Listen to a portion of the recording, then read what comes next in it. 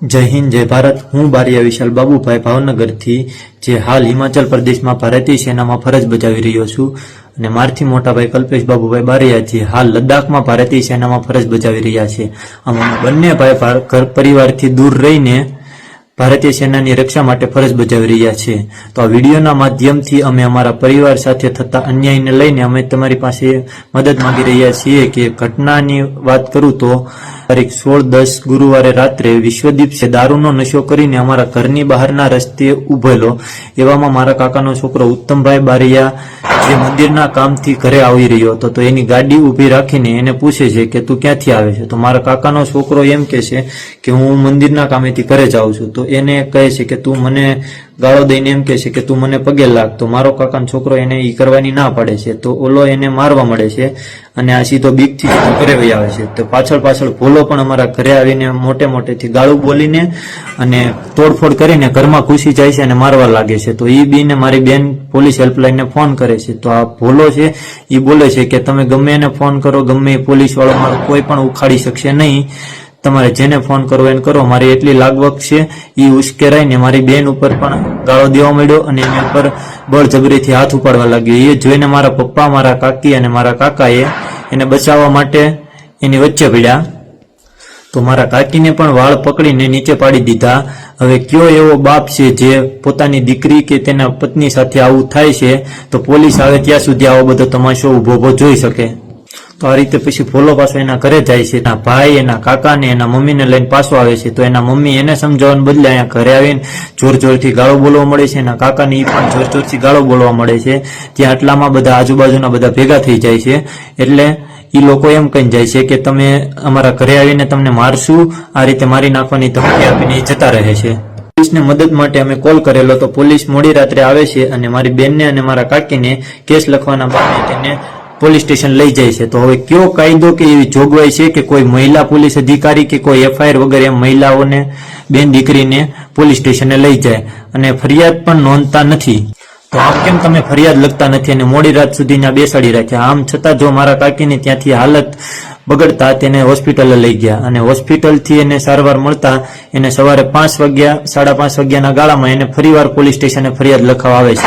છતાં એ લોકો પોલીસ ફરિયાદ લખતા નથી, આજીજી કરે છે, બંને હાથ જોડે છે અને એ લોકો કહે છે કે તમે આવો કેસ ન લખો, આ રીતે ફરિયાદ ન કરો। છતાં મારા પપ્પાની આ રીતે ફરિયાદ કરે છે, છતાં તો તમે કેમ કાચા કાગળમાં તમે ફરિયાદ લખો છો? અને પછી સવારે સીધી 10-11 વાગે સીધી પોલીસની ગાડી આવીને મારા પપ્પાને ડિટાઇન કરે છે। અમે મદદ માંગી, વારંવાર વિનંતી કરવા છતાં અમારી ફરિયાદ ન લેવાની અને આ ભોલાનો પોલીસ સાથે તો એવો તો શું સંબંધ હશે કે એને અમારા પરિવારને, નિર્દોષને ડાયરેક્ટ લોકઅપમાં મુકાવી દીધા। માર વાગવાને લીધે મારા કાકીની તબિયત સારી ન હોવા છતાં, બેભાન થઈ જતા છતાં કોઈ પોલીસ સારવાર કે કોઈ મેડિકલ સારવાર કેમ ન આપી તમે?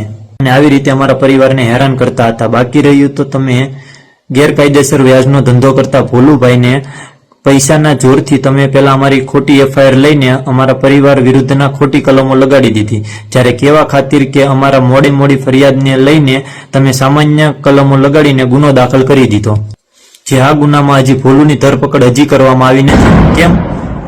જે મા બાપે 19-20 વર્ષની ઉંમરે પોતાના બંને દીકરાને એક સાથે ફોજમાં જવા દીધા હોય, અમે અહીંયા માઇનસ તાપમાનની ડિગ્રીએ જીવ જોખમ લઈને અમે દેશની સરહદ સાચવીને બેઠા છીએ, તો અમારી પરિવાર તથા અમારી બેન સાથે તમારું આવું કેમ વર્તન? અમે દેશની રક્ષા કરીએ તો અમારા પરિવારની સુરક્ષા કે સલામતની જવાબદારી પોલીસ તંત્ર તમારી છે। તો તમે અમારા પરિવારને સુરક્ષાની કે મદદની વાત તો અલગની વાત છે, તમે અમારા પરિવારની સાચી ફરિયાદ પણ નથી નોંધી। આમાં સામાન્ય પબ્લિકને તો પોલીસ તંત્ર પાસે શેની અપેક્ષા રાખવી? અમારી સિવાય પણ અનેક એવા ગુનાહિત ઇતિહાસ ધરાવતો વ્યક્તિ તો આ ભોલો છે જેને આખા ગામમાં ત્રાસ છે। તો હું આખું ઘોઘા રોડ પોલીસ સ્ટેશન હું પૈસાથી જ ચાલે છે?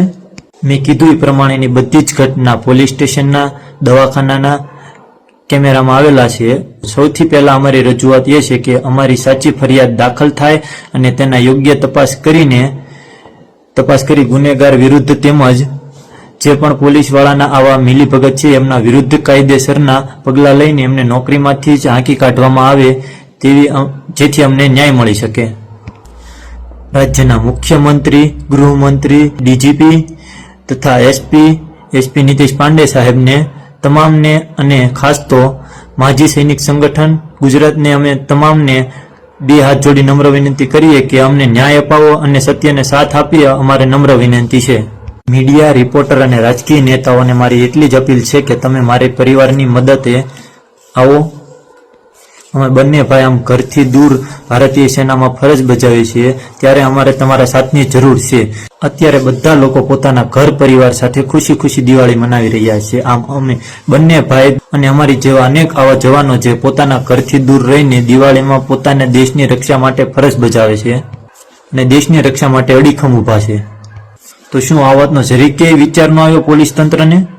મને વાત કરતા તો ખૂબ જ દુઃખદ થાય છે કે તમારી બેદરકારીના લીધે હાલ મારા પરિવાર, મારા પપ્પા, મારી બેન, મારા કાકી હાલ અત્યારે મજબૂર થઈને જેલમાં દિવાળી ઉજવી રહ્યા છે. અમારી મદદ માટે તમે 97 25 24 73 58 પર કોન્ટેક્ટ કરી શકો છો. જો તમારામાં થોડી પણ માનવતા બચી હશે કે ભારતીય સેનાના જવાનના પરિવાર સાથે સન્માન હશે તો તમે અમને ન્યાય મળે એવી આશા સાથે વંદે માતરમ. ભારત માતા કી જય.